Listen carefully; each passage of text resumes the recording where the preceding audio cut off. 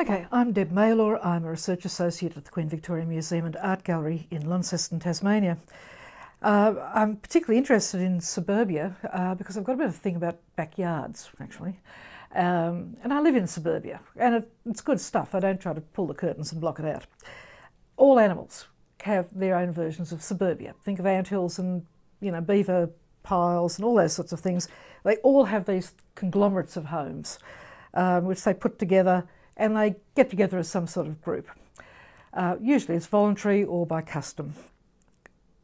For humans, unfortunately, we seem to occasionally have to impose certain regimes of living on ourselves, and suburbia, I guess, as we understand it now, is one of them. Suburbia is, in the Western world, thought of as sort of starting around the 1830s, 1840s. That's when the Americans claim it, anyway. In Australia, a little bit later, you're looking 1870s, 1880s, but the crucial thing is that in about the 1880s, 1890s, that's when the town planners came in. And the town planners put overlays over all sorts of the extensions of our lives. The things that we want to do out the back, the backyards, the things we want to do out the front, how we get to our houses, how our water arrives, our sewerage, all that sort of stuff. All sorts of becomes something which we don't control as a little, ant nest, but it's something which somebody else controls, somebody we probably haven't voted in. The suburban form started off as having really good intentions behind it, the town planners. They're trying to get people out of they're living above the shop, living next to their factory, living in squalid circumstances in the centres of town, and getting them into the outer areas, the rim around the city. And the rim around the city was, of course, right next to the country, so it was all pretty nice. It required transport. And those of you in 2.5-hour commuting zones will understand that this has now become a curse as well. But once you've got a transport network, you can give more people more room to live out there, have a few more choices, establish their own ideas. Town planners, of course, were responsible for two really important movements, I guess. Firstly, the garden city movement, or the garden suburb movement, in which they set up an ideal form of living. It was the start of our so-called quarter-acre block. It was the start of the idea of having facilities for recreation, for things like shops and schools, all in a little hub where people could walk when Dad had taken the car to work or to the train station or whatever it was. So these were very nice, they were very pleasant. They were literally that garden sort of ideal. The second one became less ideal, and that was what became known as the Radburn Plan, which comes post-World War II. And that is where you've got a very small front garden and a great big communal space out the back of your quite small, usually suburban house. This is probably most notable in places like Claymore in Sydney, which has now got the most appalling reputation because of the lack of community holding that great big open space behind the houses together. So you've got these sorts of overlays of what people want or what they don't want. The thing that I like, though, about suburbia, backyards, gardens, is that people try to subvert the planners at every point. They grow trees which are too big and swimming pools which take up too much room, and they build huge houses, and they essentially, take their quarter-acre or smaller block and play with it. They change it for all they're worth. There's a lot of pressure coming from different areas, things to purchase, things to acquire that'll make life different, and which the planning then has to really accomplish some sort of change to accommodate. The planners don't always lead; they're quite often being pushed. So to create a place, suburbia really is reliant on its community. If there's no community, there is very little place. And despite many books professing to the contrary, it is very hard to make place. And you have classics of this nature, Place Not Space, Place Making in Australia, which came out quite a few years ago now, and which essentially sunk without trace. It's sort of the 1990s sort of business of trying to make a centre of a small group of houses somewhere where people could congregate and this sort of thing. People will congregate where they want. The things that also change, apart from the big picture town planning things, are the small things, the things relating between the backyard, the front yard, the street and the house itself. And I guess you start off when you think about those rows of terrace houses all joined up, or with back laneways where the serviceman came to take away the poo and where the water came in. No parking, of course, unless you had a very big terrace and then you had your stable at the very back. You have that sort of move from there, all the rooms beautifully divided up, so everybody had, you know, a separate sort of functioning room, although very little room for privacy. You then have the next sort of iterations which go through until people eventually become, you know, in their own little pods like we are today. Everyone is in their own pod and their connection is with the outer universe and not probably with the person in the room next door.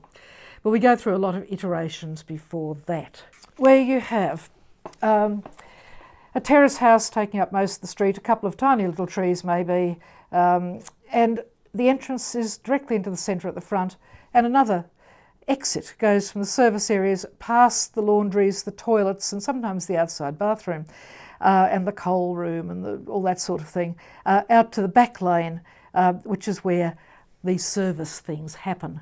The backyard might have a vegetable patch, but the rest of it is probably scrubbed clean of virtually everything. When you get a little bit later, when you get to that Garden City period and you're starting to look at what we would call Federation housing, or perhaps Queen Anne if you happen to be in England. In America you're starting that sort of suburban clapboard 1890s to 1930s sort of period. Things get more complex. People get cars because they're out in the suburbs, so they probably have to drive to the station. If they're even getting a train in. And things also become more decorative. So you have screens and hedges and isolated planting beds and paths which meander around. The house is more or less in the middle of the block. Out the back there are both service areas. These are the ones where the clothesline hangs out and garbage and perhaps the veggie bed. But there's also a little bit of decorative stuff as well. The garage is way down the back. It's way down the back because they thought cars might just explode very early in the piece, and so you put it down as far as you could get from the house so it wasn't a fire hazard. It wasn't until the 1950s in Melbourne, for example, in Australia, where the garage comes under the same roof as the house. And that completely changes the way we look at things, because you've got the house now starting to straddle the entire block. The front and the back are well and truly divided. You can't get down much of the side. It's the old 2 metres on either side, usually, of the house. You've got to get into the house to get to the back of the house. And it's those sort of thresholds really start to move. There's decorative planting. There is large areas of lawn. Children have come off the street and are now playing in backyards to far greater extent. And the service areas are much more divided off. So again, your washing lines, things like that, are off to the side out in the backyard. The backyard may have acquired a patio or something like that for the happy things of al fresco living. It's start of being outdoors. What also happens sort of at that 50s, 60s era is the first intimations that Australia's big backyard, the great myth of the backyard, is going to come to an end, and that really starts to bite by the 1980s, where you get medium density housing.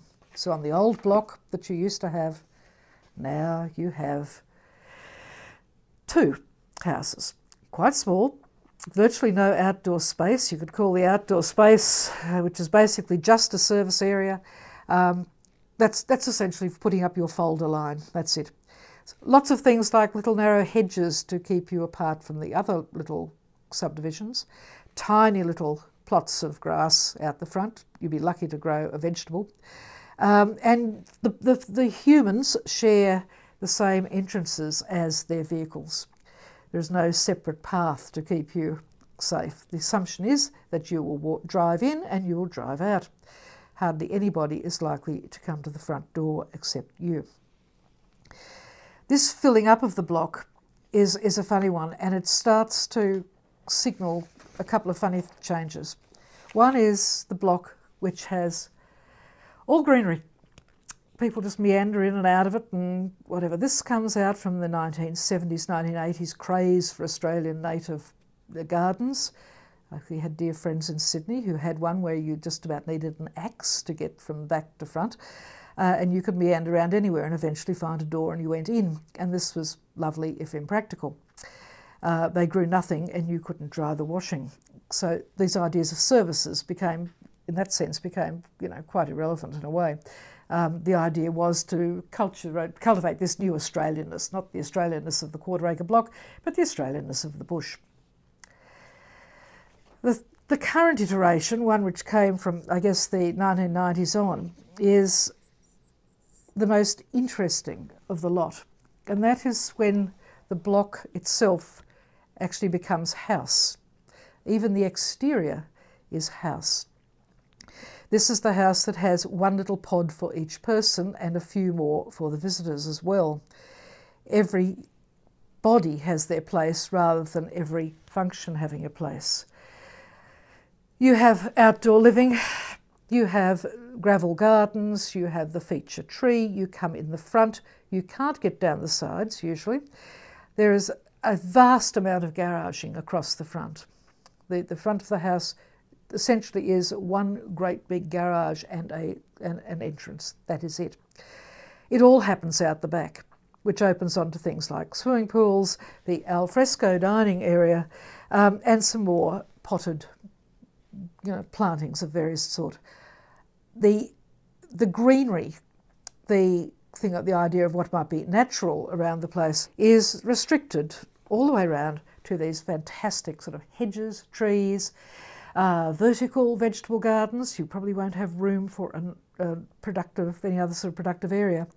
And these are to make sure that your little pods, your conglomeration of little pods in your ant heap, are also surrounded, so that you are separate from all the other little conglomerations of little pods. What has happened with this is that the sites of recreation are virtually all off campus in a way, off the site. You communicate from your own little room with your electronic device to the world. You then recreate those other places that you go to for recreation in your own backyard by having your equivalent of your coffee shop and the local pool. All these sorts of things are all being reproduced in your own area. You essentially don't need to go anywhere else, but of course you do all the time. But then you're able to bring people back to your place and show them that you can do it too. So leisure is professionalised. The whole house is given over to this idea of the leisure space, the space filled with objects, which creates some sort of status, and which allow a freedom, and at the same time, by being able to act as individuals, but at the same time make the act of getting together far more a public social act rather than a private social act, which was sort of the way it was with previous places, previous houses. I think the break with nature comes not at the beginning of suburbia, but when suburbia reaches some sort of crucial point where it's taking up not things like old farmland, but perhaps moving next to forests, moving next to watercourses, moving next to beaches. This is where nature tends to win. And by nature, in this sense, I'm thinking of nature as the green stuff, the flying stuff, the crawling stuff, the walking stuff, the growing things. That's sort of nature. We try to get close to it, and the minute it reacts against us, suburbia becomes problematic. In one sense, the living in fear of the bushfire over the back fence is what makes suburbia, I suppose, worthwhile to some people. Living in the suburbs which border national parks, and I'm thinking of them in Sydney, in Tasmania, in all sorts of places, suburbs which border onto a national park or a state forest or something like that. That frisson of being next to the bush and all it involves is a really, really important reminder of what nature is in that sense.